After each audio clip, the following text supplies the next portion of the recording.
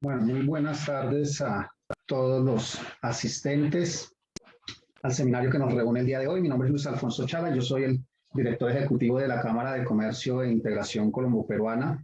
Una cordial bienvenida a todos los participantes en Colombia y Perú que nos acompañan. Esperamos que este seminario que vamos a estar tratando en la próxima hora pues sea de interés y obviamente de valor para todos los asistentes. Quiero dar un especial agradecimiento a Araya y compañía abogados, quien nos está acompañando el día de hoy, quienes serán pues los encargados de impartir el contenido que vamos a estar recibiendo el día de hoy. Entonces, sin más preámbulos, quiero comenzar conversando o hablando un poquitico acerca de lo que somos como Cámara de Comercio e Integración Colombo-Peruana. Tal vez no todos los empresarios participantes tienen claro qué hacemos las cámaras binacionales y en ese contexto se vuelve muy importante para los asistentes conocer que en los países, en la región particularmente, existen las denominadas cámaras binacionales. En Perú, en Colombia, en Chile, en Ecuador, en México, etcétera, en diferentes latitudes, existen las cámaras binacionales. Para el caso colombiano, tenemos cerca de 32 cámaras binacionales. Para el caso peruano tenemos algo más de 25 cámaras binacionales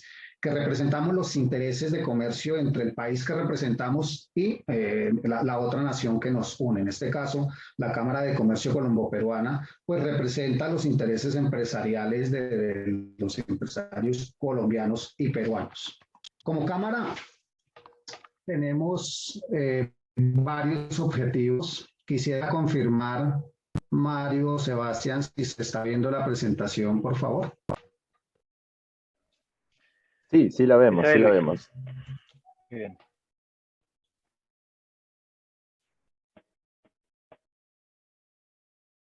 Perfecto. Listo. Como Cámara de Comercio Binacional, nosotros tenemos un principal objetivo y este slide, que es el único que voy a compartir con ustedes, resume lo que somos como entidad. Somos una entidad de orden binacional que surgió en el año 98 y que tiene como principio fundamental el fomento del comercio y las inversiones de doble vía entre Colombia y Perú. Eso es una particularidad que tenemos las cámaras binacionales. Y es que a diferencia de las entidades de promoción comercial oficiales de cada país, las cámaras binacionales en su gran mayoría manejamos la doble vía y adicionalmente soportamos y apoyamos el comercio y las inversiones entre nuestros países. Obviamente como Cámara también nos preocupamos muchísimo por el fomento del turismo, el intercambio cultural, el intercambio académico, en fin, todas aquellas áreas que son importantes y que se vienen trabajando entre gobiernos y entre países, nosotros representamos como Cámara esos intereses. Obviamente, para la entidad también es importante contar con el aval y el apoyo de diferentes entidades en los dos países, y es así como Colperú hoy por hoy pues cuenta con el respaldo y apoyo de las entidades de promoción con momentos. Hemos llegado a desarrollar actividades de manera conjunta, obviamente también los ministerios de comercio exterior en los dos países, las embajadas de nuestros dos países, los gremios, incluso varios de ellos afiliados a la Cámara de Comercio Colombo-Peruana y por supuesto también las cámaras de comercio en cada uno de nuestros países a nivel regional. Como Cámara tenemos también varias líneas de servicio para nuestros empresarios en Colombia y Perú, todas ellas encaminadas a alcanzar nuestro objetivo. Como ya mencioné, fomento del comercio y la inversión y obviamente también la promoción del intercambio académico, cultural y de turismo entre nuestros países. El pareto de nuestros servicios pues van dirigidos especialmente a los empresarios, que obviamente dentro de este ejercicio buscamos que nuestros empresarios a través de la Cámara encuentren los caminos y obviamente nosotros sirvamos para abrir puertas de manera que les permitamos generar negocios, generar sinergias entre Colombia y Perú. Ofrecemos asesoría gratuita y especializada a las empresas en temas diversos de tipo legal, tributario, aduanero, cambiario, comercial, todos estos temas societario, laboral, en fin, que están a la orden del día y que cuando los empresarios comienzan a buscar oportunidades en Perú o en Colombia empiezan a surgir cuestionamientos de esta índole y nosotros brindamos esa asesoría gratuita a nuestros empresarios. Cuando la asesoría ya pasa de la gratuidad o deja, digamos, se tiene o empieza a tener un contexto de consultoría, tenemos también el servicio de consultoría para las empresas, en donde acompañamos también diversos temas a nuestras compañías en los dos países para apoyarlos en la gestión de internacionalización y en la gestión de negocios entre Colombia y Perú. Como tenemos como labor principal el fomento del comercio y la inversión, pues no podemos dejar atrás las actividades de promoción comercial y es así como de manera permanente estamos desarrollando misiones comerciales, participación en ferias, ruedas de negocios, actividades de networking, agendamientos especializados individuales para las empresas, todos ellos a buscar que las empresas colombianas y peruanas encuentren oportunidades de negocio, encuentren aliados, encuentren potenciales clientes o potenciales proveedores de bienes y servicios. Estas actividades, bueno, pues al contexto actual donde la virtualidad ha cobrado una relevancia bastante amplia, pues hoy por hoy la Cámara cuenta con los canales y los espacios para ofrecer a los empresarios también estas actividades de carácter virtual y por supuesto esperamos la pronta recuperación en cuanto a la movilidad de empresarios, la posibilidad de comenzar nuevamente a recibir de manera presencial para poder retomar estas actividades de orden físico.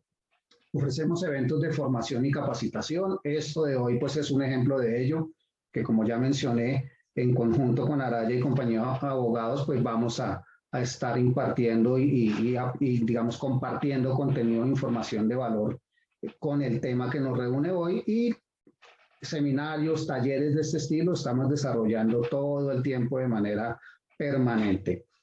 Desarrollamos estudios, informes, investigaciones para las empresas, estudios de mercado, perfiles sectoriales, perfiles de producto, en fin, esto a solicitud de las compañías en Colombia y Perú, pues estamos nosotros permanentemente ofreciendo este servicio para nuestras empresas. Y bueno, en el componente académico tenemos convenio con varias universidades en los dos países que nos permite ser los garantes de ese intercambio académico para profesionales, estudiantes de progrado y posgrado, que nos permita obviamente trabajar esa parte también muy importante en materia de educación entre nuestros dos países. Hacemos parte del proceso de la Alianza Pacífico, de la mesa de trabajo de la Alianza Pacífico, hacemos parte también del Consejo de Prácticas de la Alianza del Pacífico y bajo ese contexto estamos permanentemente trabajando con nuestros empresarios.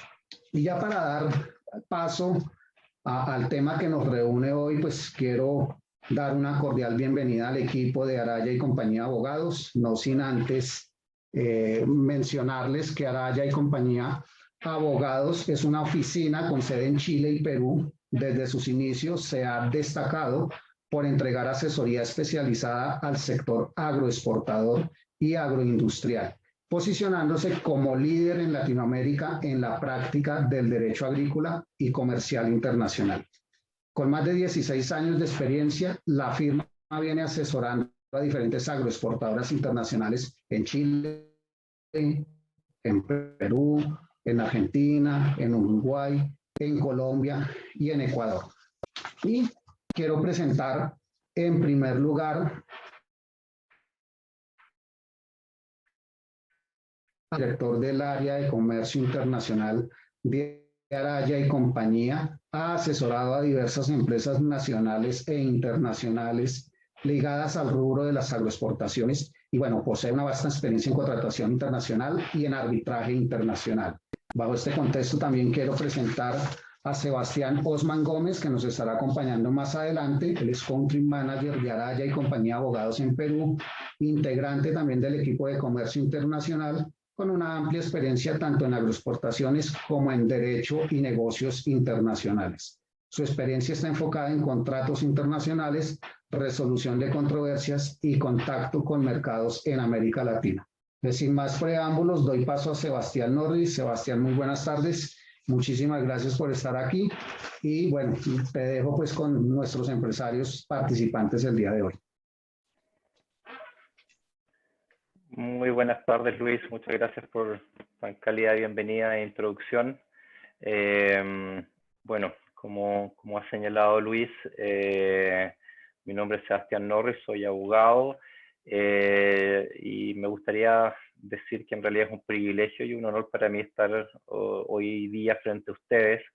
Este es un tema que nosotros hacemos de forma diaria, es un tema que es muy cercano al giro y a los negocios que se hacen en esta oficina de abogados.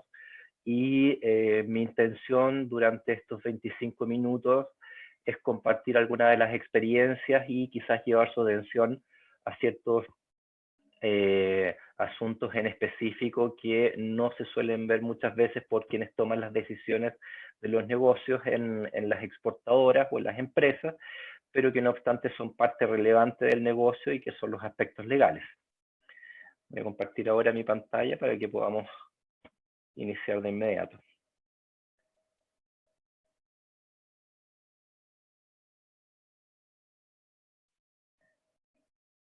Luis, ¿me confirmas por favor que está la pantalla ya? Lo voy a poner ahora en modo presentación. Ya está. Perfecto, muchas gracias. Bueno, partamos entonces con el primer caso, con la primera ponencia que nos convoca. Estamos hablando de contratos internacionales en la exportación frutícola y la idea es hacer esto de la forma más práctica posible. Qué es lo que tenemos que tomar en cuenta, qué es lo que tenemos que estar atentos a y que la idea es transmitirlo de la forma más sumaria y más rápida posible en los pocos minutos que tenemos. ¿Ya? Partamos entonces. Vamos a partir con lo que es el contrato internacional. ¿Ya? Con respecto a esto, les podría decir que uno de los primeros temas que nosotros solemos tener cuando llega algún cliente o alguna empresa que se aproxima a nosotros, que puede venir de Argentina, de Colombia, nos toca de Ecuador, de Perú y de Chile, lo normal que nos dice es que tuvieron un problema, generalmente un impago. Ante eso, mi primera pregunta frente a una empresa de esas características o que se encuentre en ese contexto es básicamente esto. ¿Qué dice el contrato? ¿Qué fue lo que acordaste con ellos?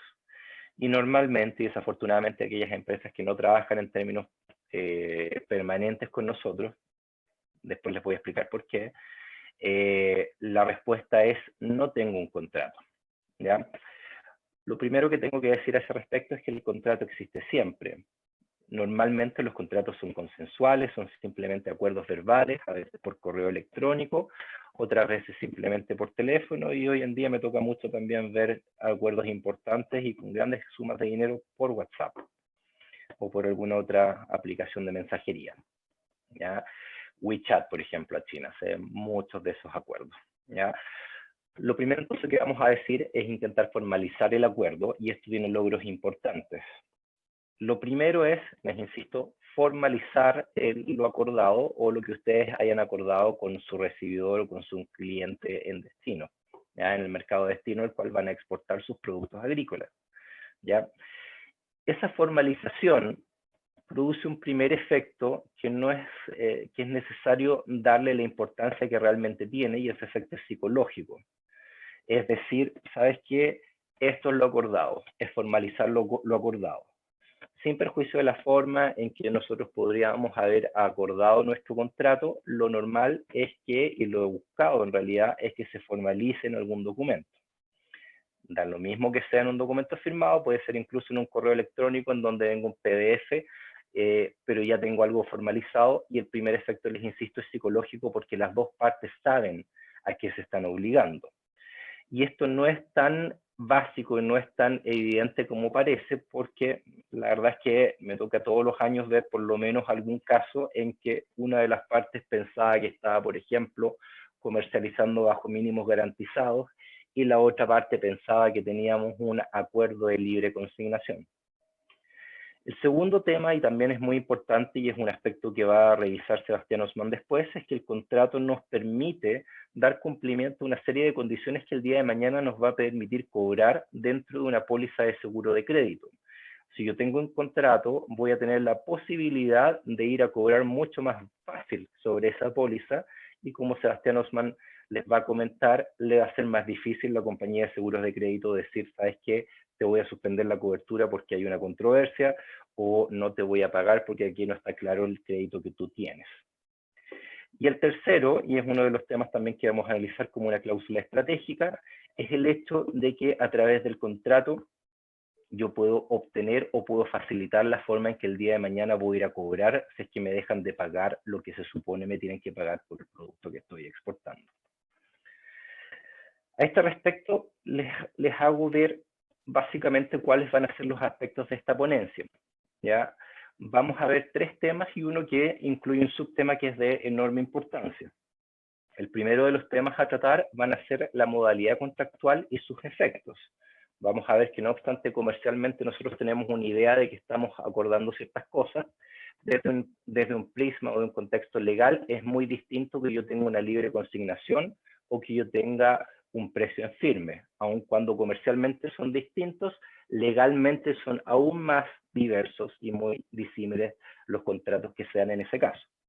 Vamos a revisar algunas cláusulas estratégicas en donde mi interés el día de hoy es comentarle al menos 3 consejos que yo les voy a dar para efectos de que ustedes tengan un buen contrato y 3 cosas en que fijarse. Y dentro de esas cosas en que fijarse, vamos a tratar de una forma muy rápida un sistema de solución de controversias llamado arbitraje que les va a permitir ir a cobrar el día de mañana. Por último, vamos a ver algunas cláusulas abusivas, porque es muy normal que el recibidor o el cliente que ustedes tengan en destino les diga, yo ya tengo un contrato, toma, fírmalo. Y ese contrato eventualmente ustedes podrían tomarlo y firmarlo, pero hay ciertas cláusulas a las cuales ustedes van a tener que poner particular atención, que de lo contrario pueden tener un problema mayúsculo el día de mañana. Problemas que nosotros ya hemos visto en acción. Partamos por lo primero entonces, modalidades contractuales. Ustedes probablemente ya conocen alguna o todas, probablemente no la última, después les voy a explicar por qué, pero las principales modalidades contractuales, especialmente para la exportación de productos agrícolas y de fruta, es el precio en firme, una libre consignación, mínimo garantizado y un price after sale.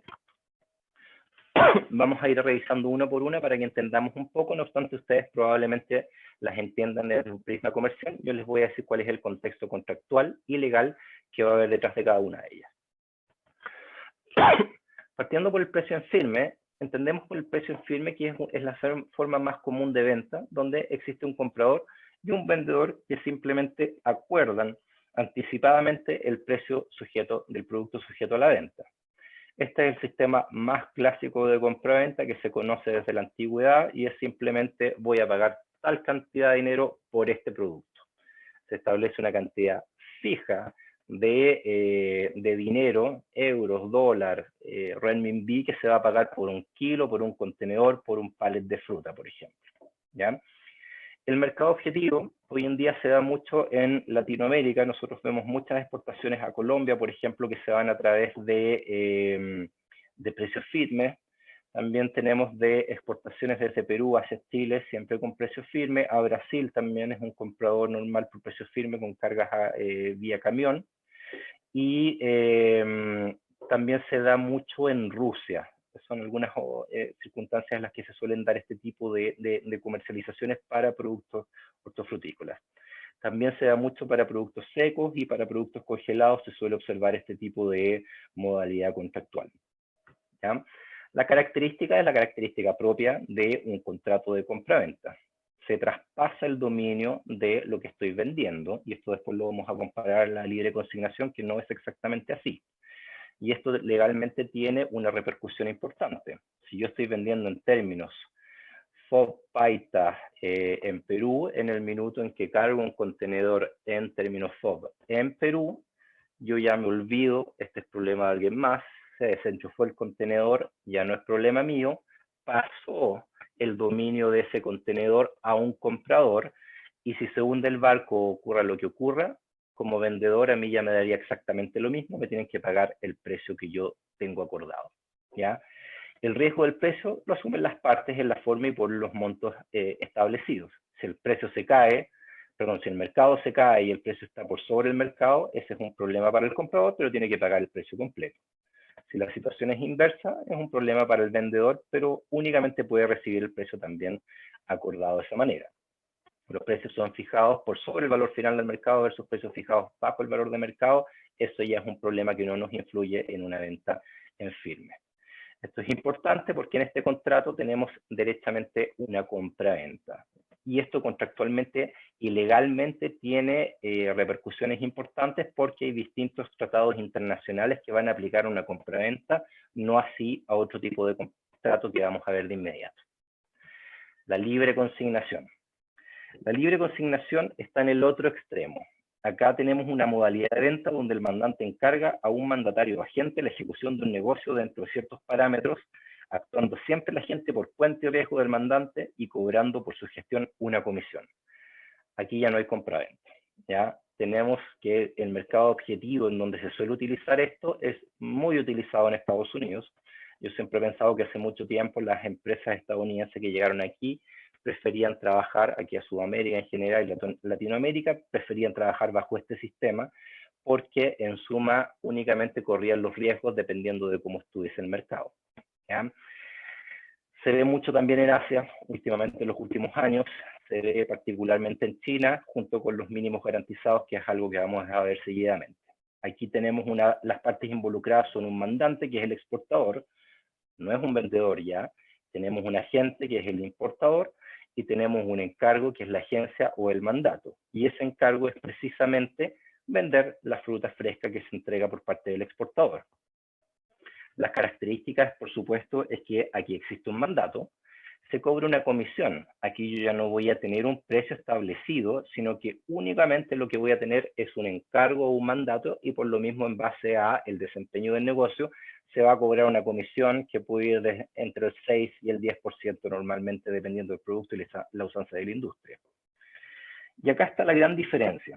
Esta es una obligación de medios y no una obligación de resultados. Aquí lo que tenemos entonces es un encargo, un negocio y no una compraventa. Y acá, y quiero hacer mucho hincapié en esto, porque aquí se suelen dar problemas, particularmente en exportaciones a Europa y a Estados Unidos, la obligación del mandatario, la obligación del distribuidor o el agente no necesariamente se encuentra en vender el producto al precio de mercado. Normalmente tengo un cliente, tenemos aquí a la oficina una persona o una empresa que llega señalando algo así como, sabes que Sebastián, me liquidaron 3, 4 dólares por debajo del mercado. Los precios del USDA estaban aquí arriba y ellos me liquidaron aquí. El tema aquí es bastante claro y es una circunstancia que hay que tener muy claro aquí, y es que nosotros no, o no de forma directa, podemos obligar a ese mandatario a que pague los precios de mercado, salvo que se hubiese obligado en los términos de su mandato a respetar los precios de mercado. Pero una libre consignación, particularmente en Estados Unidos, un free consignment, no obliga al recibidor o agente en destino a pagar los precios de mercado.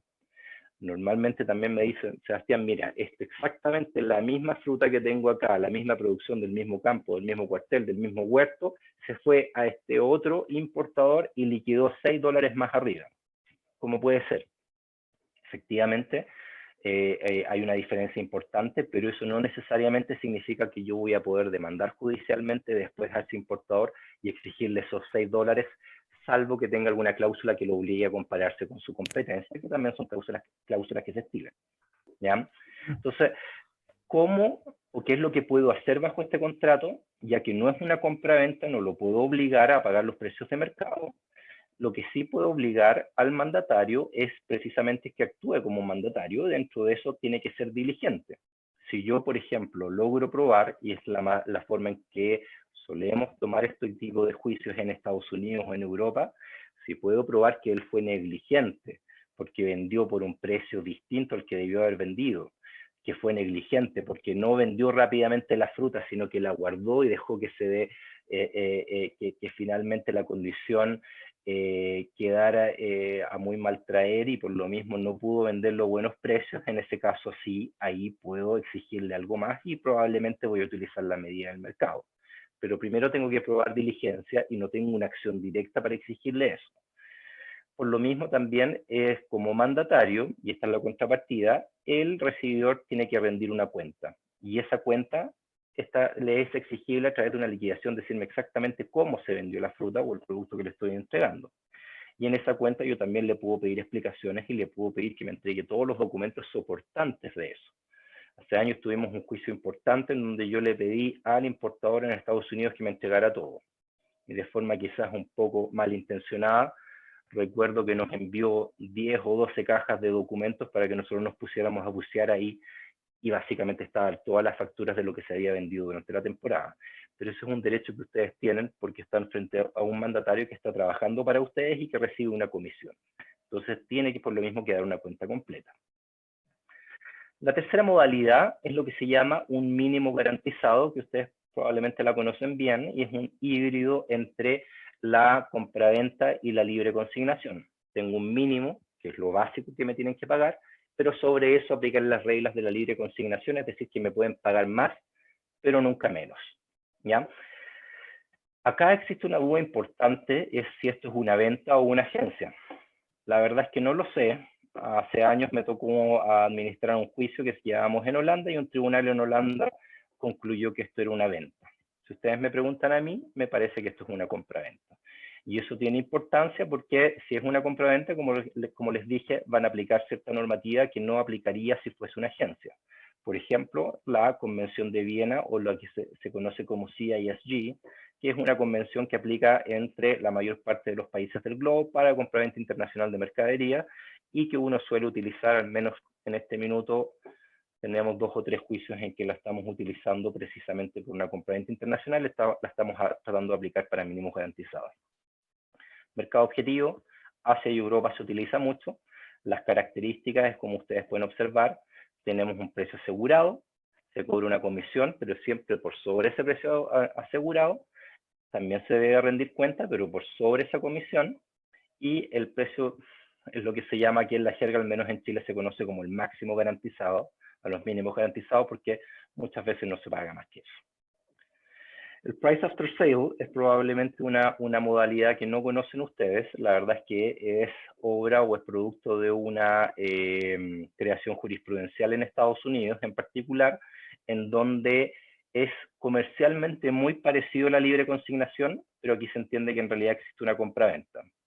Es muy parecido a la libre consignación porque, pongámonos en la siguiente situación, comprador y vendedor. El vendedor entrega los productos y el acuerdo con respecto al precio es: después arreglamos, o después vemos cuánto vale esto. Esto está arreglado, les insisto, por obra de la jurisprudencia o de la decisión de los tribunales allá, y por el uso de costumbre en Estados Unidos, y básicamente nos dice que el precio tiene que ser de mercado. O sea, si no fijamos un precio, entonces el precio tiene que ser consistente al precio de mercado al tiempo en que se produce la entrega, ¿ya? Comercialmente, insistimos, es similar a la libre consignación. El producto se traspasa en dominio a la compradora. Por lo mismo, si el producto se destruye después, es problema de la compradora y me tienen que pagar igual el precio de mercado. En cambio, si fuese una libre consignación y el producto se destruye más tarde, en ese caso probablemente no tengamos muchas acciones en contra del agente o distribuidor, y el precio en este caso se tomaría directamente del mercado. En el caso del price after sale, que la verdad es que es una modalidad que agrada mucho, como les decía, hay una mezcla entre la libre consignación y un sistema de compra-venta. El precio no puede ser inferior al mercado, se entiende que no va a ser inferior al mercado, no existe una comisión porque existe una compra-venta, y opera, o podemos entender que operaría el sistema de seguro de crédito para esto. Ya vimos las modalidades contractuales, ahora vamos a las cláusulas estratégicas. Ya en los minutos que nos quedan, digamos al menos 3, además que estas, pero 3 que yo les recomiendo tener. Primero, una cláusula de inspección, o la que nosotros llamamos la cláusula de los 3 días. Luego una ley aplicable, y luego una cláusula de solución de controversias, ¿ya? La cláusula de los 3 días. Básicamente esta cláusula es una cláusula que le va a decir: recibido el producto, el comprador, el agente, si es una libre consignación, tiene 3 días para informar un problema, ¿ya?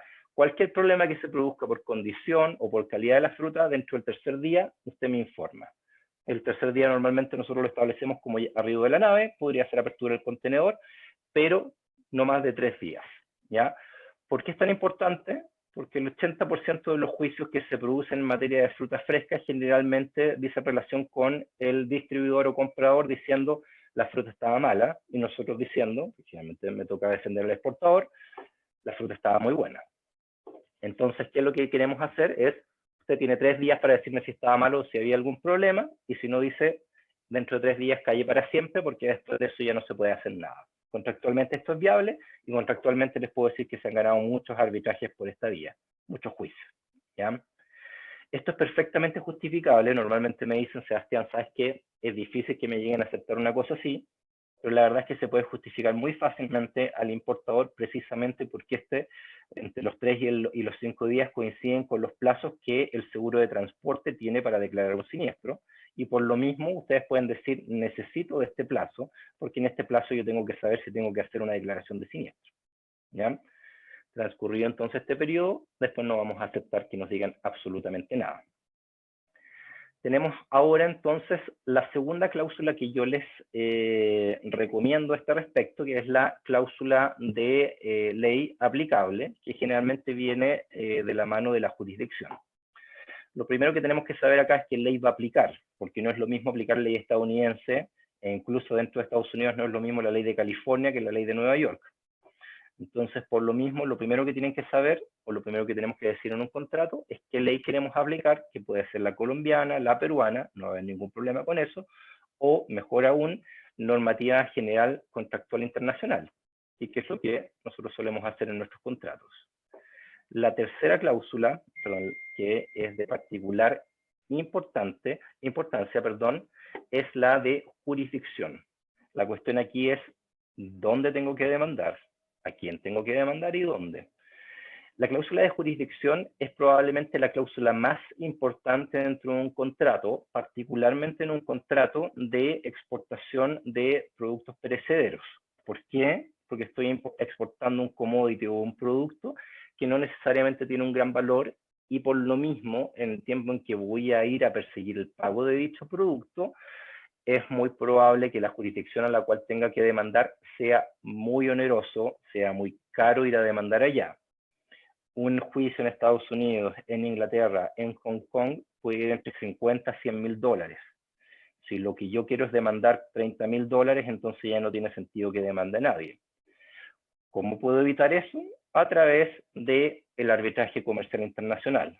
¿Por qué? Porque el arbitraje va a ser más barato, en el sentido que no tengo que emplear un abogado local de una jurisdicción particularmente onerosa, y por lo mismo puedo conocer de ese arbitraje a través de medios también telemáticos y con un abogado que puede ser de Colombia, de Perú, o puede ser un abogado chileno, que es uno de los principales negocios, uno de los principales servicios que nosotros prestamos. En ese contexto, el arbitraje vale más que cualquier sentencia que se puede dictar por la Corte Suprema colombiana, chilena o peruana, porque existe una convención, un tratado internacional que ya es llamado la Convención de Nueva York, que obliga a la gran mayoría de los estados que conforman nuestros socios comerciales, y los obliga a respetar lo que se decide en arbitraje. Un arbitraje dura 6 meses, un año máximo, pero normalmente no más de 6 meses. Un juicio, y permítanme que les diga porque me toca seguir juicios en Colombia, en Ecuador, en Perú y en Chile, y en todas esas jurisdicciones un juicio puede durar entre 4 o 6 años. Entonces, arbitraje es la forma de ir y de obtener algo rápidamente. Existen centros de arbitraje especializados para fruta fresca, tanto en Europa como en Estados Unidos o en Canadá para NAFTA, que son el DRC y la KIFL. Cláusulas abusivas. Con respecto a cláusulas abusivas, es decir, cuando les entreguen un contrato a ustedes, normalmente este tipo de cláusulas se observan en los contratos de libre consignación.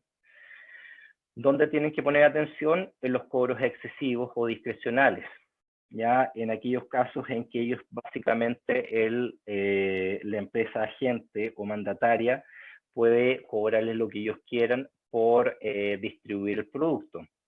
Me ha tocado ver muchos contratos que vienen, por ejemplo, con el hecho de que les recargan al exportador peruano, qué sé yo, los costos de promoción de la marca, que debiesen ser de ellos. Les cargan a ellos, por ejemplo, ciertos descuentos que pueden dar para fortalecer su posición dentro del mercado, y todo eso lo tiene que pagar el mismo exportador. Eso es inaceptable, por supuesto. Hay facultades también discrecionales de venta. La ley, particularmente en Estados Unidos, establece ciertos límites de lo que puede hacer un agente o mandatario. ¿ya? Estas cláusulas relativas a facultades discrecionales de venta le permiten al mandatario hacer exactamente lo que quiera. Y eso es algo que, por supuesto, ustedes tienen que eliminar. Destrucciones. Ellos son mandatarios de ustedes y el día de mañana que si destruyen algo o en algún minuto se produce un reempaque del producto enviado, entonces le tienen que mostrar todos los elementos como para poder sacar o como para poder acreditar que se destruyó la fruta o que tuvo que ser reembalada. Otra cláusula, que no se hagan cargo del riesgo crediticio. Si no le paga a ellos un cliente, en ese caso no les paga a ustedes. También es abusivo y no se estila.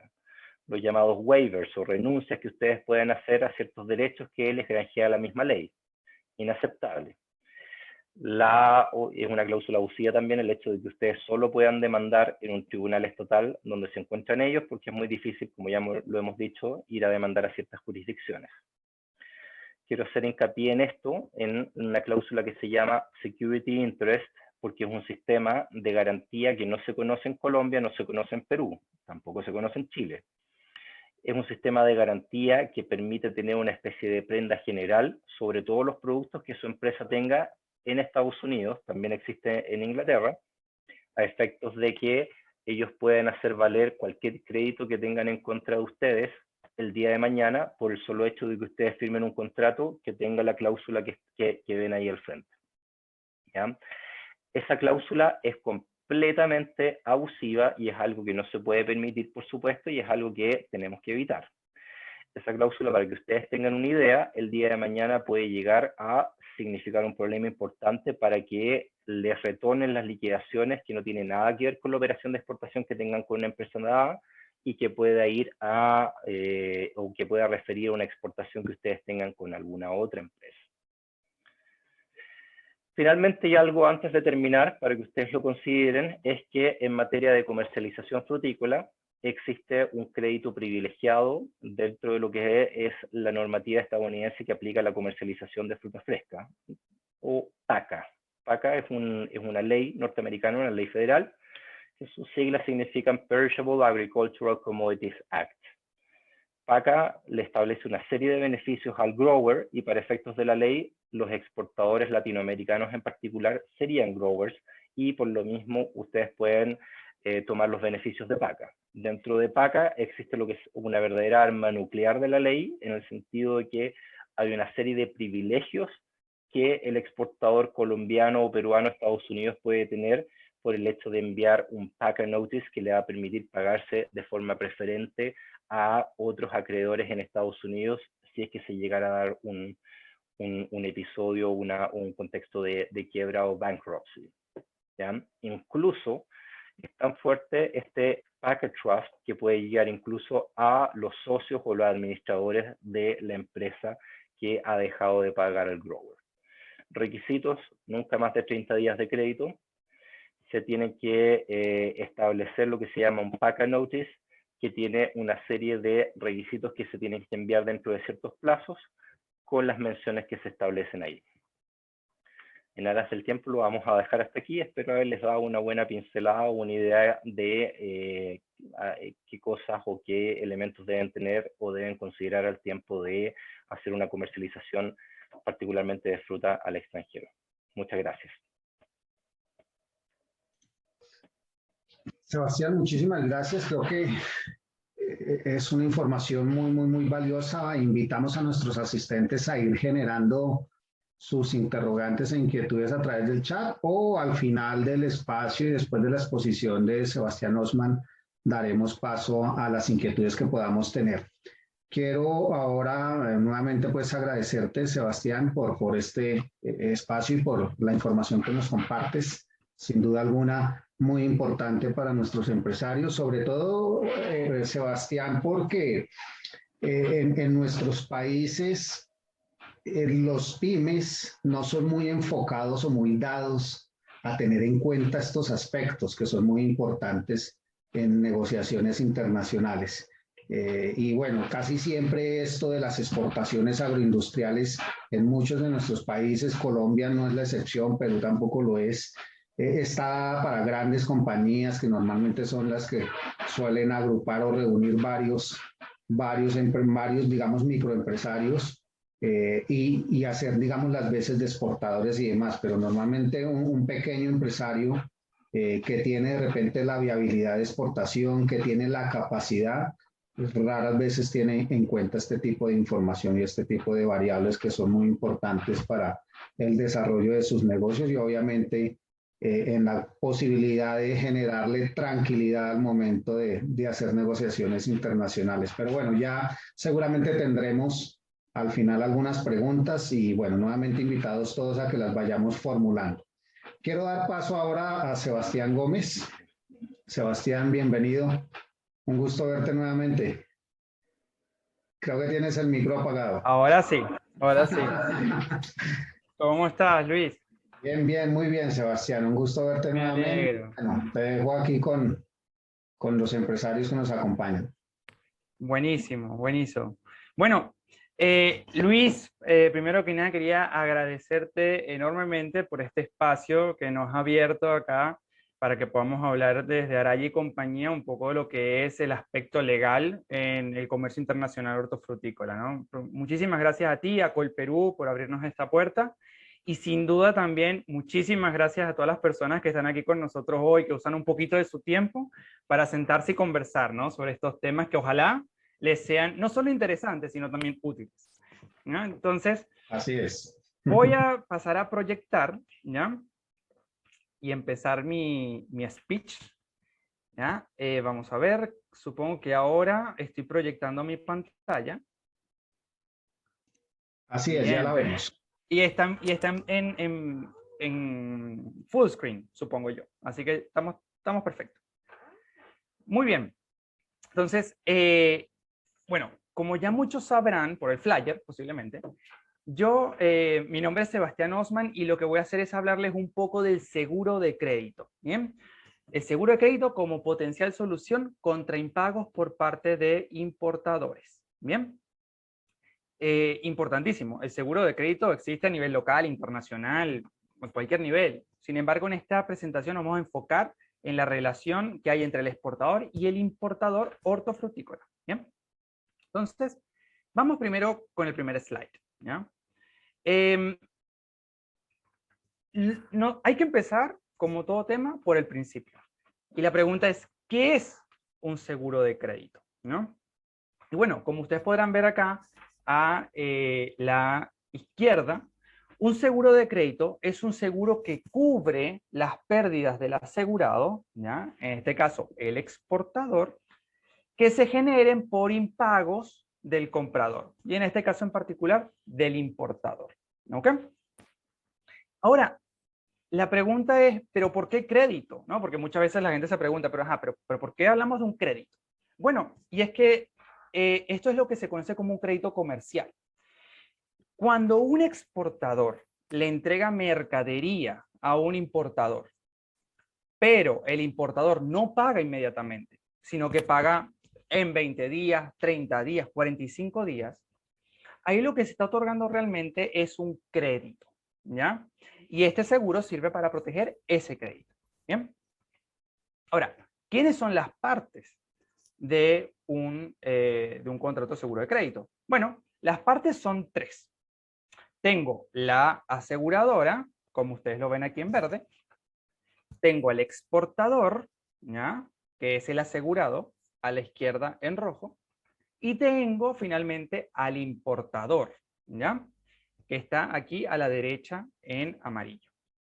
Entonces, en la transacción, lo que pasa es que el exportador le entrega mercadería al importador, ¿bien? En esa línea negra que ustedes pueden ver ahí, y en contraprestación, el importador le paga al exportador, con esa línea verde que ven. Entonces, la aseguradora o el seguro de crédito lo que va a hacer es asegurar esa línea verde, ese pago.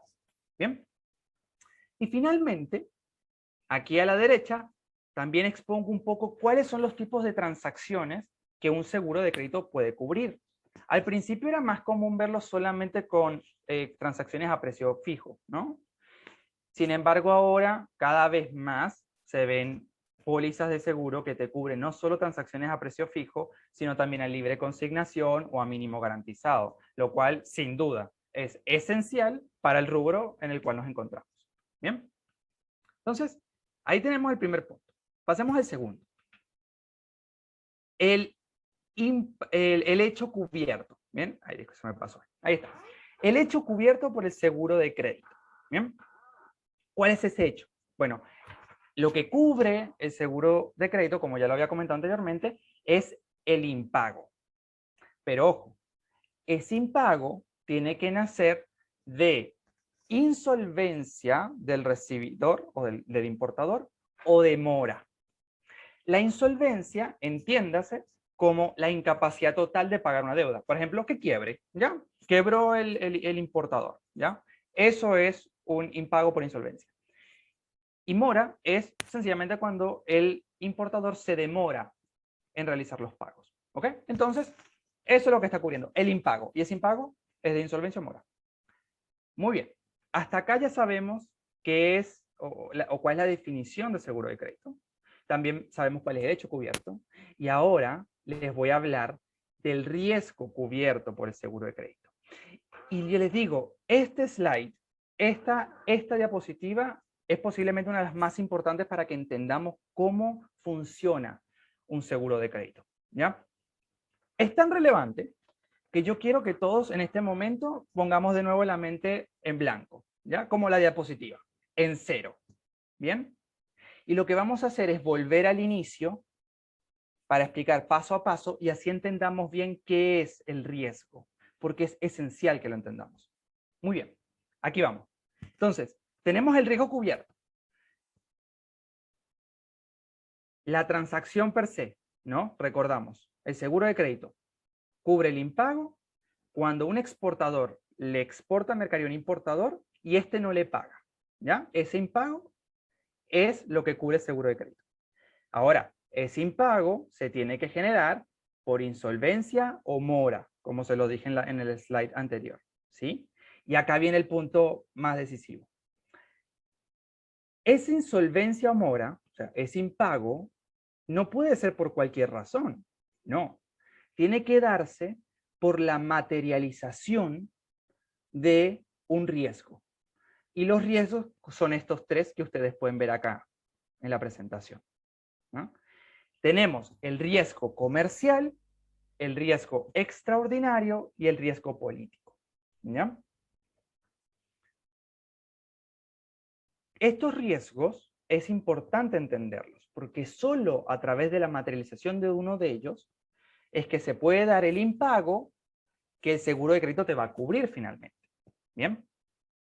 Entonces, no todos los seguros de crédito, y por eso es que resalto la importancia de los riesgos, no todos los seguros de crédito cubren todos los riesgos, ¿no? Hay unos que te cubren riesgo comercial, otros que te cubren riesgo extraordinario, otros riesgo político, otros 2 de ellos, otros los 3, pero no siempre te cubren todos los riesgos, ¿ya? Entonces, sobre esa base, es importante tomar en cuenta que tú tienes que buscar un seguro de crédito que cubra lo que tú quieres.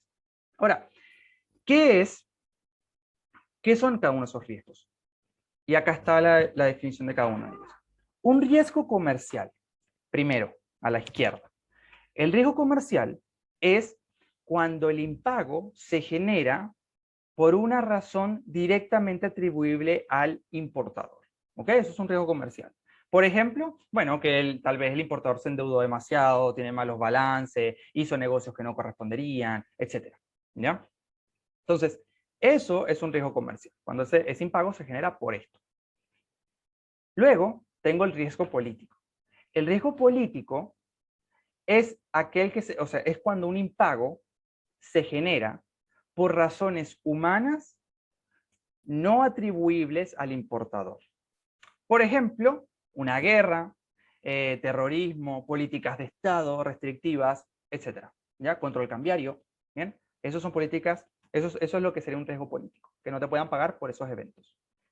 Y finalmente, a la derecha, tengo lo que es el riesgo extraordinario. Y el riesgo extraordinario, lo que significa es, o sea, lo que representa es cuando el impago se genera por razones naturales no atribuibles al importador. Por ejemplo, no sé, un terremoto, un tsunami, Godzilla, meteoritos, cosas comunes. ¿ya? Ese tipo de situaciones naturales son las que están cubiertas, o sea, esos tipos de riesgos que damos por estas razones, son los que están cubiertos dentro del riesgo extraordinario. ¿Bien? Entonces, y voy a pasar a un siguiente slide en donde les voy a explicar con un ejemplo cómo uno evalúa los riesgos, ¿ya? Pero lo que quiero resaltar en este punto es, recordemos que no todos los seguros de crédito me cubren todos los riesgos.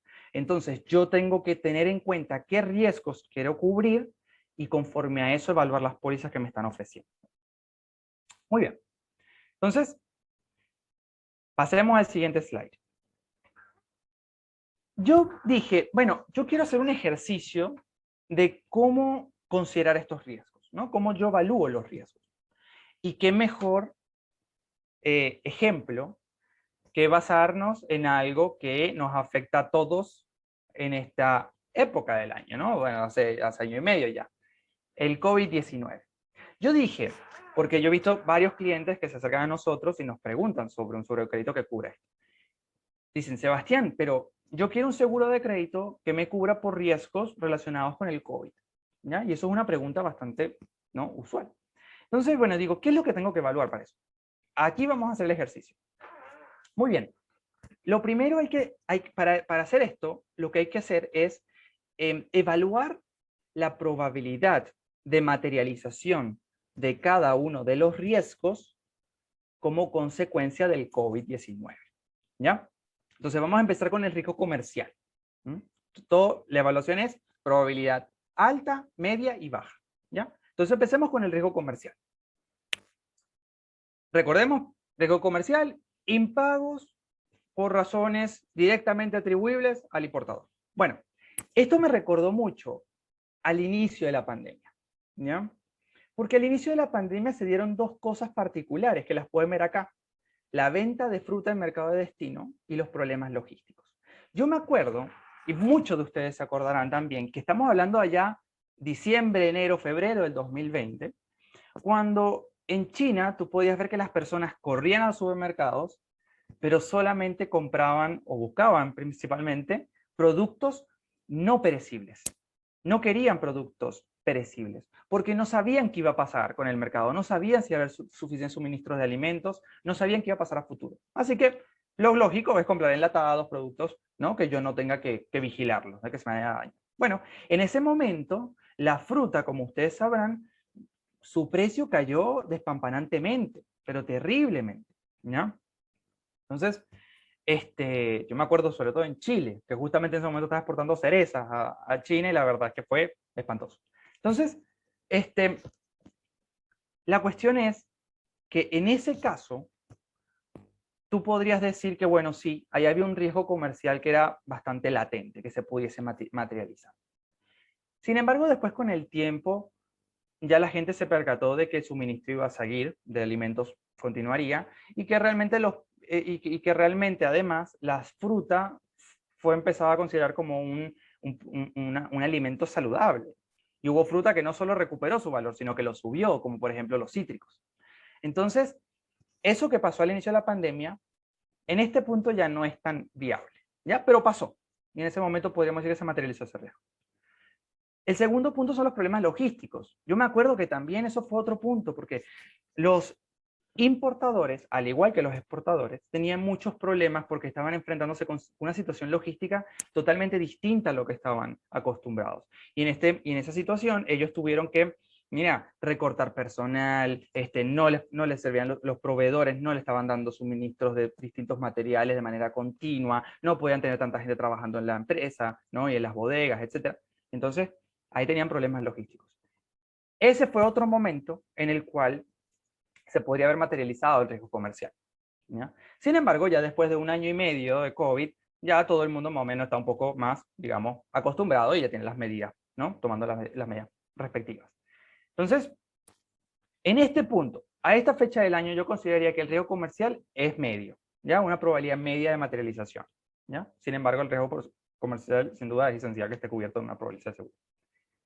Pasemos entonces al riesgo político. El riesgo político, como sabemos, impago generado por razones humanas no atribuibles al importador. Y aquí estamos hablando de políticas públicas principalmente, que ustedes y yo hemos visto que se han aplicado desde el inicio de la pandemia. Los estados ponen políticas, quitan políticas, no establecen cierre de fronteras, apertura de fronteras, no trabajo presencial, sí trabajo presencial. Entonces, las políticas públicas van cambiando, más restrictivas, menos restrictivas, más restrictivas. Y eso sigue hasta la fecha, el día de hoy. Aun cuando ha pasado 1 año y medio desde el inicio de esto sigue siendo una constante en varios países. Entonces, personalmente creo que el riesgo político hay una alta probabilidad que se materialice, ¿ya? Y finalmente, a la derecha tienen el riesgo extraordinario, ¿no? Impagos por razones naturales no atribuibles al importador. Y eso, básicamente, con eso terminaríamos entendiendo de que el COVID como enfermedad per se puede generar el impago. Lo cual, la verdad es que eso no es tan probable, ¿ya? O sea, que sea como enfermedad propiamente dicha, que la enfermedad en sí genere el impago, no es tan así, ¿ya? Entonces, la probabilidad es baja en ese aspecto, ese riesgo extraordinario. Entonces, conclusión. Si queremos contratar una póliza de seguro de crédito el día de hoy, se aconseja enormemente que ustedes velen porque dicha póliza cubra por lo menos riesgo comercial y riesgos políticos, ¿ya? Muy bien, ahí hicimos el ejercicio. Y así lo pueden aplicar para cualquier cosa que ustedes estén pensando, ¿bien? Que quieran cubrir con un seguro de crédito. Muy bien. Entonces, justamente hablando de cómo evaluar un seguro de crédito para si lo quisiera contratar, ¿ya? Decidí poner este slide corto, pero realmente quería que ustedes vieran esto, ¿no? Es qué cosas más o menos yo me debería fijar, yo como exportador me debería fijar si quisiera contratar un seguro de crédito, ¿ya? Hay varias cosas, no lo niego, hay varias cosas y aquí eso podríamos tener no solamente un webinar, sino un diplomado, ¿ya? Pero yo me quise enfocar en las cositas sencillas que yo diría, cónchale, fíjate en esto, rápido, ¿ya? Lo primero, contando desde arriba a las 12 y después a la derecha como la aguja del reloj, ¿ya? Lo primero, el monto asegurado, el porcentaje de cobertura y el valor de la prima. Nada que decir, eso es claro. O sea, yo contrato un seguro y tengo que revisar estas cosas, ahí no hay mucho que explicar. Luego, en el punto 2 tengo el tipo de venta, si es un precio fijo, minimalizado, libre de consignación. Y esto es clarísimo, hay que fijarse qué tipo de venta te está cubriendo el seguro de crédito. Y eso va a depender de cómo tú, exportador, comercializas, ¿ya? ¿Cuáles son los tipos de venta que tú más usualmente usas? Y tú te tienes que asegurar que esos tipos de venta estén cubiertos. El tercer punto, ¿ya? A las 6, el hecho cubierto. Siempre hay que fijarse que los hechos cubiertos sean o la insolvencia o la mora o los dos, preferiblemente los dos, ¿ya? Pero hay que chequear eso. Y finalmente, tengo el riesgo cubierto, que ya lo expliqué, ¿no? Entonces, hay que fijarse si yo quiero que me cubra riesgo comercial, político, extraordinario, los 3, 2, ¿ya? Eso me tengo que fijar. ¿Cuál tipo de riesgo me está cubriendo la póliza? Entonces, estas son las 4 cosas que yo les diría, oye, fíjate en esto rápidamente. Ya, después vemos el resto, pero estas cosas son esenciales. Y ahora yo quisiera explicar este último slide, ¿ya? Último, pero no menos importante, sin duda. Y es los errores más comunes y cómo evitarlos a la hora de sinistrar una póliza de seguro de crédito, ¿ya? Y esto es importante porque es que nosotros siempre nos llegan nuestros clientes con problemas de que no han podido sinistrar la póliza, el seguro no les quiere cubrir y nos dan distintas razones.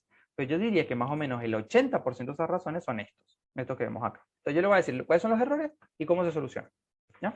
Entonces, primer error número 1. Aquí, a la izquierda, en rojito, ¿ya? Y después su paralelo en verde a la derecha. Error número 1. Incumplimiento de procedimientos establecidos en la póliza, ¿ya? Las pólizas de seguro tienen procedimientos para todo. Tienen plazos que cumplir, documentos que entregar, notificaciones que realizar. Entonces, son muchos requerimientos que te establece la póliza para que finalmente puedas sinistrar de manera exitosa. Y una cantidad impresionante de clientes se equivocan en este punto exactamente. La solución, mira, aquí no hay mucho que hacer, ¿ya? Aquí hay que estudiarse la póliza. O sea que no hay mucho más que hacer, hay que estudiarla bien, entenderla y saber todos los pasos que hay que realizar para poder sinistrar una póliza. ¿Ya? Ahí no los puedo ayudar más. O sea, un trabajo de cada quien tiene que hacer. Muy bien, el segundo punto es, el segundo error, es la inexistencia de acuerdos claros. ¿Ya? Y esto tiene mucho que ver con lo que dijo Sebastián Norris en su exposición, ¿no? Estamos hablando de los contratos, etc. A ver, para nadie es un secreto que en este rubro, en este rubro de exportación hortofrutícola, digamos que la informalidad está a la orden del día, es lo principal, ¿ya? Entonces, acá lo normal es que el exportador y el importador hagan negocios porque, bueno, se sentaron en una feria internacional, se tomaron un café, 1 hora, 2 horas, y al mes el exportador tiene $300.000 de mercadería yendo a un país que jamás ha visitado en su vida. Y lo único que queda de respaldo de esa transacción, a veces son 100 correos electrónicos y 300 WhatsApps. Eso es todo lo que queda, ¿ya? Posiblemente el negocio se cerró con un emoji haciendo con una manito así. Es muy probable. Y me ha pasado, no lo digo, o sea, realmente pasa. Entonces, ¿qué pasa? Los seguros de crédito no te cubren, yo le digo, como en un 90% de las ocasiones, ¿ya? El seguro de crédito no te va a cubrir si no hay un contrato formal de por medio, ¿ya? Y la póliza te lo dice, la póliza misma te explica, tiene que haber un contrato en la transacción, ya está. Y te digo, el 90% de las pólizas piden contrato. Entonces, si queremos, o sea, un error usual es que los exportadores tengan seguros pero no generan contratos. Entonces después cuando quieren ir al aseguradora para reclamar, la aseguradora no les paga nada. Entonces, ¿cuál es la solución para este segundo error? Redactar contratos. Sin duda, hay que redactar contratos. No estoy hablando de un contrato larguísimo, de 30 páginas, Time New Roman 8, así. No, estoy hablando de un contrato de 2, 3 páginas, algo corto, algo sencillo, pero bueno, digamos que mantenga un poco la formalidad y establezca bien las condiciones de la transacción. Bien. Y finalmente, el último cuadro rojo, el último error, es la aparición de disputas. Y esto es súper interesante y es esencial que ustedes lo tengan presente. Un seguro de crédito, ¿ya? De nuevo, y voy a hablar del mismo porcentaje que en el tema de los contratos. En un 90% de las ocasiones, los seguros de crédito no te cubren, no te van a pagar nada si hay una disputa sobre la mercadería. No pagan nada, ¿ya? Y eso es sumamente delicado, sobre todo en este rubro donde yo creo que también el 80% de los impagos se genera porque el recibidor empieza a decir, no, mire, es que hay problemas de calidad, problemas de condición, cualquier cosa te alega, ¿no? Puede haber problemas de mercado, tal vez la razón real es nada que ver, distinta. Pero bueno, la manera fácil en la que un importador te resta dinero es diciéndote que hay problemas de calidad o condición, sin duda, ¿no? Entonces, imagínate, estoy en un rubro donde el 80% de los impagos se generan por problemas alegados de calidad o condición, ¿no? Alegados por el importador. Y si yo tengo disputas, el seguro no me cubre, ¿ya? Entonces, ¿qué te va a decir el seguro si yo voy con una disputa? El seguro te va a responder lo siguiente. El seguro te va a decir, bueno, señor, bien que usted tenga, o sea, entiendo que tenga este impago, pero hay una disputa de por medio, problema de calidad o condición. Entonces, ¿sabe qué? Vaya al tribunal, vaya a un tribunal ordinario a solucionar su problema y cuando tenga una sentencia viene conmigo y yo le pago, ¿ya? Una sentencia que le dé la razón, claramente, ¿ya? Entonces, ahí tienes un problema grave, que es justamente lo mismo que está hablando también Sebastián Norris antes. Y es que un tribunal ordinario te va a tener dos problemas clarísimos. El primero, un problema de dinero. Es carísimo ir a tribunales en el extranjero, muy caro, ¿ya? En Europa, un proceso judicial completo puede costarte, no sé, 60, 70 mil dólares. Estados Unidos, 70, 80, 90 mil dólares. En UK, una vez me lo valorizaron en 120 mil dólares un proceso completo. 120 mil dólares. Y además de que tienes que gastar esa cantidad de dinero, un proceso judicial en el extranjero, mira, bueno, aquí en la China, en cualquier lugar, toma más o menos entre 4, 5, 6 años, seguro. Entonces imagínate, gastar esa inversión 4, 5, 6 años para después que el seguro te cubra. No, O sea, no, se hace inviable muy probablemente, en la mayor de las ocasiones. Entonces, ¿cuál es la solución para esto? Bueno, dos cosas. Y dos cosas que ya Sebastián Norris habló, de hecho. Así que me alegra que se haya hablado primero que yo. La primera es una cláusula de inspección en destino de la mercadería. Y la segunda es el establecimiento de una cláusula arbitral. La cláusula de inspección, primero que nada, ¿no? Un procedimiento de inspección, claro, eso está buenísimo, porque si tú le dices al importador, oye importador, yo te voy a mandar mercadería, pero tú para poder presentarme un reclamo tienes 2 o 3 días máximo, máximo. Si tú me presentas un reclamo al cuarto, quinto, sexto día en adelante, ya, mira, yo no me hago responsable de eso, ¿ya? Eso está perfecto, porque si el reclamo te llega después del tercer día, te llega al cuarto, quinto, ya ese reclamo no se entendería como una disputa, porque él recibió está incumpliendo el contrato. Ya pasó su periodo para poder presentar un reclamo. Así que tú tranquilamente con ese reclamo al cuarto día a ti no te importa porque tú vas al seguro de crédito y le dices, mira, dentro de los 3 días a mí no me dijeron nada, págame. Y te debería pagar. Y el segundo punto es el arbitraje, que como Sebastián también lo explicó, el arbitraje te trae los dos handicaps o desventajas que les comenté anteriormente, ¿se acuerdan? El tema del muy costoso y mucho tiempo. Eso lo solucionas con el arbitraje. Porque el arbitraje, desde el punto de vista económico, ¿ya? De dinero, de costo, siempre es un porcentaje de la disputa, ¿no? Del monto en disputa. Pero usualmente cobran 10.000, 15.000 dólares. Entonces, cónchale, ya es mucho menor. O sea, si antes me estabas cobrando 80, 90.000, ahora no. Ahora son 10.000, 15.000, pues más llevadero. Y además el tiempo. Ya no son 4, 5, 6 años en un tribunal ordinario, sino que un arbitraje podría ser 6 meses, 9 meses, un año máximo. ¿Ya? Y lo usual es 6 meses, en efecto. Así que estos son los errores más comunes y estas son las soluciones que nosotros les sugerimos, digamos, tomen para evitar cometer los errores a futuro. ¿Ya? Así que bueno, espero que haya sido de mucha utilidad la presentación. Creo que hicimos todo un viaje por lo que es el seguro de crédito, cómo funciona, cómo los reclamos, qué me tengo que fijar en la póliza, cuáles son los errores más comunes. Así que bueno, yo creo que ya todo el mundo aquí está preparado para ir a contratar un seguro de crédito si lo desea, ¿ya? Así que muchísimas gracias y bueno, pasamos entonces a las preguntas que ojalá que hayan porque es más divertido también. Sebastián, muchísimas gracias.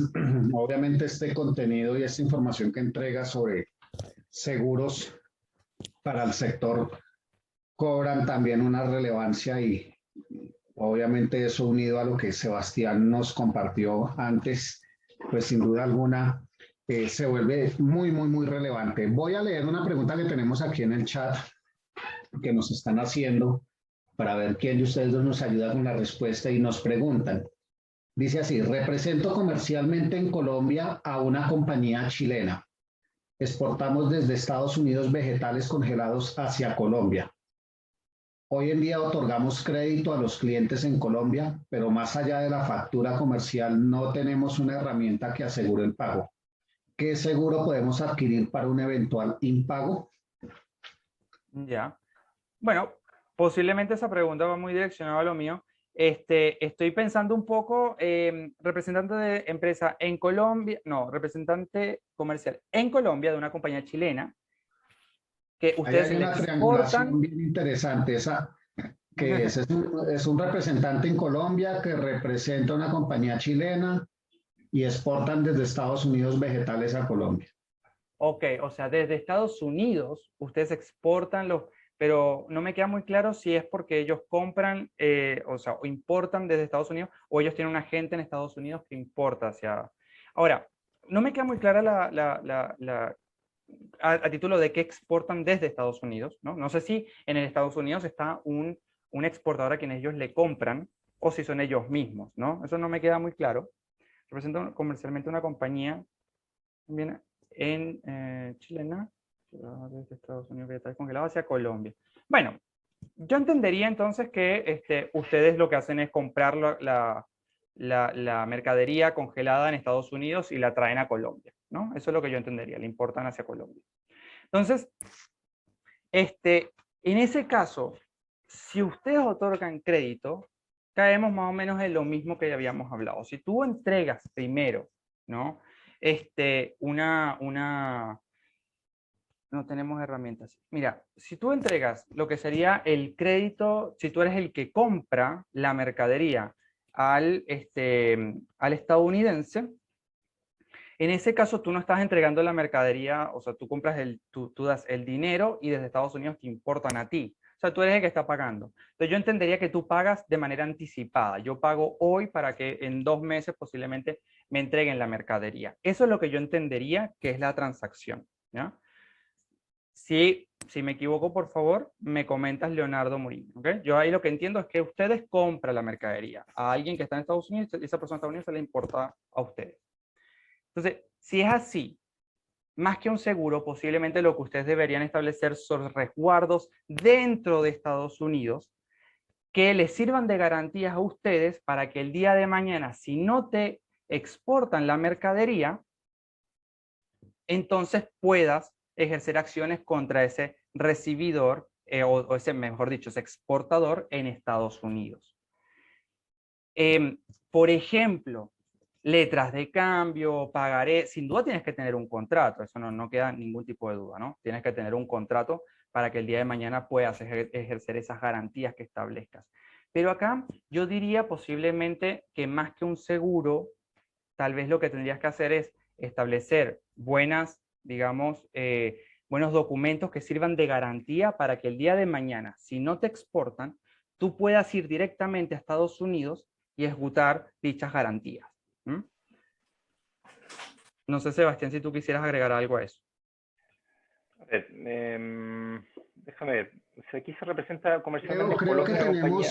creo que tenemos al empresario, a ver si de repente No. él de manera directa nos puede aclarar mejor su pregunta y así poder. Buenísimo. Buenas tardes, ¿cómo están? Hola, Hola, José. Mucho gusto, mi nombre es Esteban Arias. Bueno, voy a aclarar un poco la pregunta, ampliarla. Efectivamente, somos compañía chilena, ¿sí? Nosotros le compramos a una fábrica, a una fábrica en Estados Unidos, vegetales congelados, y más o menos revendemos en Colombia. Dale, en Colombia no tenemos empresa constituida, todo lo hacemos desde Chile. En Colombia solamente soy yo y pare de contar, ¿sí? Tengo la representación comercial, la gerencia comercial para Colombia, tenemos los clientes. Nosotros como compañía chilena hacemos lo que Sebastián decía. No lo hicimos, o sea, hemos hecho negocios en ferias, en aeropuertos, aquí en las fábricas, aquí venimos y visitamos a los clientes y otorgamos 30, 60, 90 días fecha BL, ¿de acuerdo? Pero es la compañía chilena la que está soportando todo esto, ¿sí? Disculpa, una aclaración, por favor. Tú dices que desde Estados Unidos se exporta a Colombia. ¿Los documentos que salen desde Estados Unidos vienen de mano de ustedes? Porque en ese caso tendrías que tener una presencia en Estados Unidos, o la empresa a la cual tú le compras, la bodega, ella les exporta directamente con entrega a Colombia. La factura comercial es nuestra, la factura comercial es de la empresa chilena a la empresa colombiana. ¿Y cómo se van los documentos o qué documentos acompañan la carga desde Estados Unidos hacia...? Bueno, obviamente va un certificado sanitario y libreventa, que ese sí lo emite, obviamente lo emite la fábrica y pasa por Washington haciendo sus certificados, sus sellos. Ese es un documento. El segundo es el certificado de origen, que viene de Estados Unidos. Claro, ahí ya sale el nombre de la fábrica y va dirigido al importador colombiano, ¿de acuerdo? Más la factura comercial es un documento que viene emitido de nuestra compañía chilena a la compañía colombiana. Perfecto. No sé si es claro. O sea, entonces, básicamente aquí, ¿qué es lo que pasa? Yo quiero colocar un tema específico. Resulta que cuando arrancamos en pandemia, durante 12 años, en Colombia se nos alarga, se nos va una semana, 2 semanas y no pasa nada. O sea, hemos estado muy de buenas, en donde, claro, hace 7 años vendíamos, no sé, $600,000, hoy estamos vendiendo $3 millones anuales y pues $3 millones a cualquiera le pega durísimo. Pero hemos tenido la fortuna de que a hoy no ha habido impago, a hoy. Sin embargo, por pandemia, el año pasado uno de los mayores clientes que tenemos, ya teníamos 10 facturas que eran $300,000 y ya la estábamos pensando. Qué bueno que el cliente, digamos que goza de buena reputación y sí, vemos algunos temas financieros y no, terminó pagándonos. Pero quiero irme al peor de los escenarios. ¿Qué pasaría si no nos pagan? Y adicional a eso, ¿qué herramienta poder contratar? Digamos que, no sé, alguien que nos compre las facturas, por un lado, o comprar una póliza de seguros comercial, como lo decía Sebastián, ahorita en su momento. ¿Cuál de las dos? No sé si ahora sí está un poco más claro el panorama. Entiendo que sí. A ver, las alternativas que yo veo, quizás tú puedas complementar, Sebastián Osman. Primero, encontrar si tienes una compañía de seguros que te va a ofrecer una línea de crédito para la empresa a la cual le estás dando crédito en Colombia. ¿Ya? Normalmente lo que yo veo en materia de seguro de crédito es que tú dices en una operación de compraventa internacional, es que tú dices, voy a trabajar con tal y cual empresa y le das un listado a la compañía de seguro de crédito de 5 empresas, por ejemplo. La compañía de seguro de crédito te analiza y dice, a esta empresa le voy a dar una línea de crédito de $100,000, a esta hora no le voy a dar nada, a esta le voy a dar 20,000 y a esta le voy a dar 1,000,000, dependiendo de los antecedentes que tenga la empresa. Si tú encuentras a una compañía de seguro de crédito que efectivamente le dé una línea de crédito a ese recibidor, ahí ya tienes una herramienta. La factura por sí misma no te va a servir como lo que nosotros llamamos título ejecutivo, porque en Colombia, al igual que en Chile y en Perú, una factura internacional, particularmente una factura pro forma, que es la que tú estás enviando desde Chile en este minuto, es un antecedente de la operación, pero no te sirve como para que tenga un mérito ejecutivo y tú puedas ejecutar rápidamente. Alternativa que nosotros también hemos visto en Colombia, de hecho, porque Colombia es un mercado muy atractivo para Chile, es precisamente utilizar un sistema de factoring internacional. Es también una de las alternativas y yo sé buena de primera fuente porque he estado hablando con bancos en Colombia de que es algo que se está analizando y que podría ser muy atractivo como para que se empezara a utilizar en Colombia, ¿ya? Una de las características que te puedo decir que tiene el mercado colombiano desde un prisma legal es que es un mercado al cual debiese o se le debiese otorgar más crédito en el sentido de que existen garantías que se pueden dar por las empresas colombianas a efectos de que una empresa peruana, por ejemplo, o una empresa chilena le otorgue más crédito, por ejemplo, por el hecho de que se entregue una prenda. ¿Me entiendes? Ese tipo de cosas son logrables y me parece que está subexplotado los instrumentos financieros que se pueden utilizar en Colombia para efectos de que efectivamente se puedan dar términos de crédito más atractivos. Me ha pasado, y no voy a decir nombres por supuesto, de una empresa colombiana muy importante en donde pagaban muy a destiempo, pero pagaban. Entonces pasó con los años que muchas empresas chilenas comenzaron a darle una gran cantidad de crédito hasta que ya no pudo pagar más. ¿Ya? Ese tipo de cosas yo creo que son solucionables y son solucionables a través de ciertos instrumentos de garantía o instrumentos reales que existen en Colombia. Y yo te diría que si no encuentras una línea de crédito para esas empresas, quizás lo que podrías revisar es el factoring internacional. Perfecto, muchas gracias, muy amable. Bueno, encantado. Sí, y justamente agregando a eso, Sebastián, en efecto, tienes el tema, como bien dice Sebastián, hay que ver el seguro de crédito. Tú le vas a hacer la pregunta de seguro de crédito, el seguro te va a decir cuánto, ¿no? Cuánto de crédito se le da a cada una de las empresas. Tienes el tema del factoring. Hay otro sistema que se llama Confirming, en el cual tú le exiges al recibidor que es como un factoring pero al revés, ¿no? En este caso, el recibidor lo que tendría es contratar a este confirming que le va a pagar, ¿ok? Va a pagar las facturas que ellos deben de manera anticipada y después ellos se van a resolver unos con otros, ¿ya? Entonces serían más o menos las herramientas que podrías tener. El seguro de crédito, el factoring y el confirming. Ahora, si quieres revisar factorings para chequear este asunto a nivel local, o sea, a nivel latinoamericano, mejor dicho, te aconsejaría, mira, hay tres seguros de crédito a nivel internacional que son los que manejan algo así como el 80-90% del mercado. ¿Ya? Tienes Euler Hermes, tienes Atradius y tienes a Coface. ¿Bien? Esos son los tres como más top.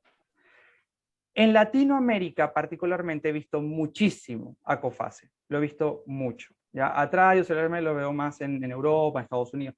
Pero en Latinoamérica parecería que Coface tiene mayor presencia. ¿Ya? Entonces, te aconsejaría ver en esos seguros de crédito, plantear la situación y ver qué cobertura te pueden dar ellos, pues, ¿no? Con respecto a eso que tú necesitas. Bueno, muchísimas gracias, Sebastián y Sebastián. Tenemos otra pregunta. Nos dicen, si el exportador tiene un contrato con un importador, pero el exportador hace un contrato con otra persona para que esta persona participe de la exportación de la fruta por una temporada, en caso de que se presente algún siniestro, la póliza alcanzaría a la tercera persona que aportó un capital para participar pues en la exportación de temporada. Ya, mira, lo que yo más usual veo en las pólizas, la póliza se cubre al asegurado, ¿ya? Yo creo que acá lo principal es saber, bueno, quién emite, digamos, la factura, ¿ya? Si es el mismo exportador quien emite la factura, independientemente que haya tal vez capitales de otras personas, ¿no? Pero realmente la transacción se lleva a cabo entre el exportador y el exportador asegurado, ¿ya? Entonces, en ese caso sería el seguro lo que vas a descubrir al exportador. Ya después el exportador verá cómo resolverá, digamos, atrás con ese tercero, ¿ya? Pero si la factura o si la transacción la hizo realmente el otro por una temporada, ya ahí no te va a cubrir el seguro. Porque el seguro es súper estricto en ese aspecto. Como bien se mencionó anteriormente, tú cuando quieres un seguro de crédito, yo como exportador le tengo que decir, es súper estricto, yo le tengo que decir al seguro, mira, estos son mis recibidores. Mi recibidor A, B, C, D, E. Ellos son todas las personas con las que... Y tu seguro tiene que hacer un análisis crediticio de cada uno de esos recibidores y después te habilita la póliza. Entonces no es tan light, no es como que, sí, mira, tuve un impago de un chino que jamás he visto en mi vida, cúbreme. No, es todo un proceso previo de aprobación de la póliza. Entonces, en este caso, mientras el exportador haya colocado a ese importador dentro del seguro de crédito, dentro de la cobertura, y le hayan dado una línea de crédito para ese importador en particular, si la factura es del exportador, bien. Pero si ya la factura la emitió un tercero, ya muy probablemente no. Igual, no quiero que esto se tome como definitivo. Siempre es bueno que esto lo pregunten con el seguro de crédito en particular, ¿ya? Para ver qué dice la póliza, qué le ofrece la póliza. Tal vez en la póliza le puedan dar una flexibilidad en ese aspecto, ¿ya?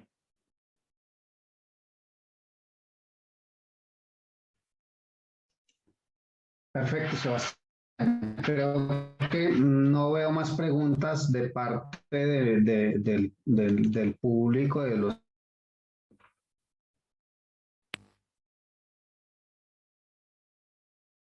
intervención de Sebastián Norris. Y hemos hablado, le cumple al exportador.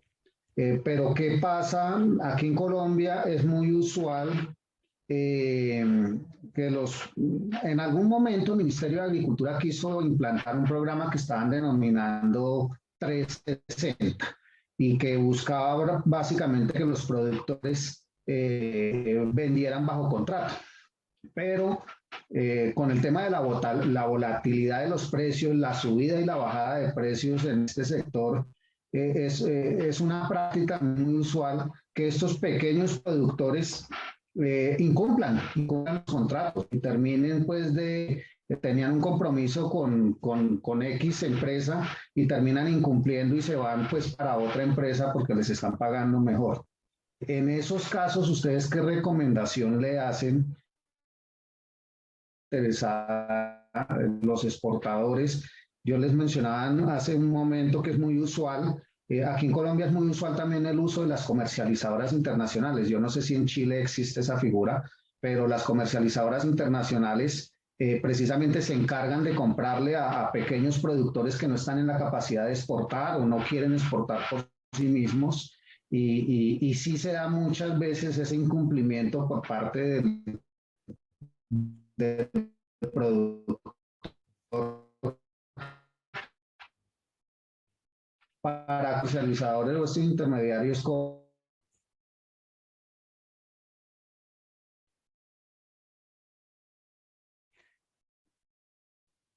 Creo que he perdido a Disculpa, Luis. No sé si soy el sí, único. Ok.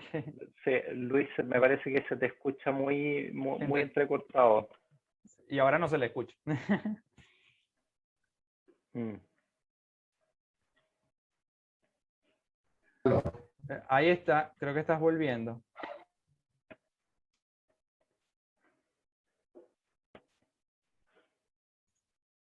Se desconectó. Bueno, me Bueno, parece que lo que estaba señalando Luis era básicamente que en Colombia lo que ocurre es que hay productores pequeños y están las llamadas comercializadoras. En Chile y en Perú ocurre algo similar. En particular en Chile existen, nosotros las llamamos exportadoras dentro del mercado local, y que son empresas que tradicionalmente son las que exportan y las que tienen el negocio con los importadores.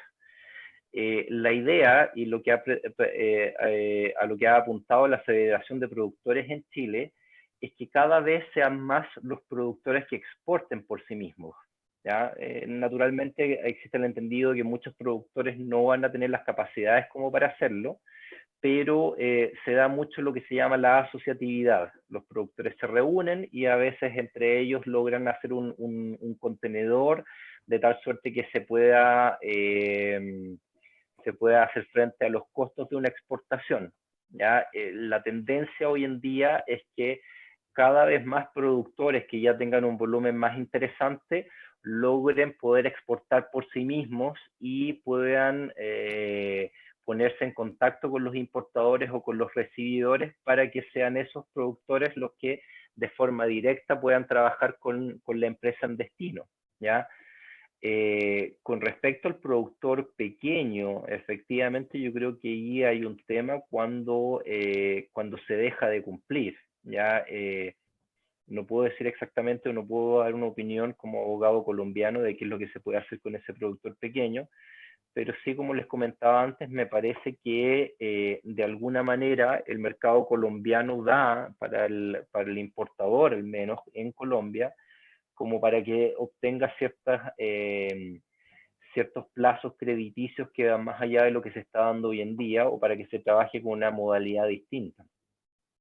Hoy en día hay mucho precio en firme, mucho precio pagado contra embarque y con un saldo después a 30 días, qué sé yo, y ese tipo de cosas se puede superar con un instrumento de garantía que lo tiene la legislación colombiana y que es algo que perfectamente se puede trabajar a nivel de gremio.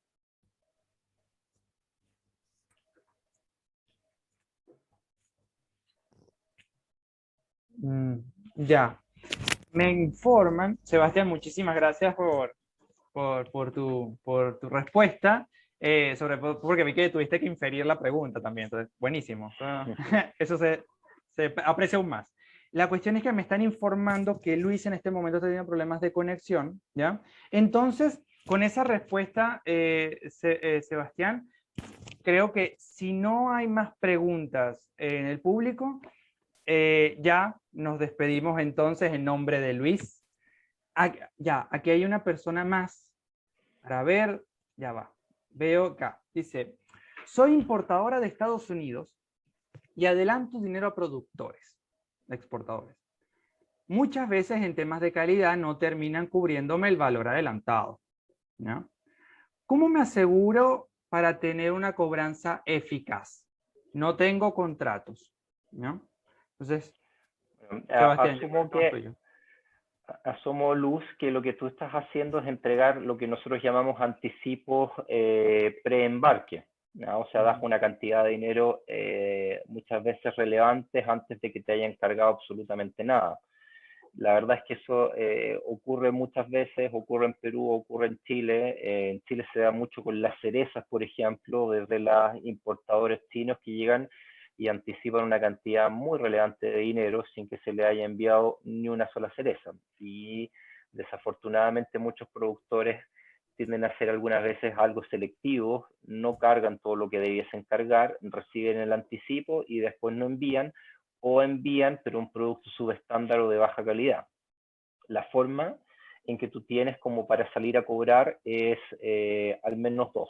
Una, el contrato, naturalmente, porque el contrato después, si es que no te envían el producto que tú contractualmente acordaste, puedes ir con el contrato a Colombia a cobrar, ¿ya?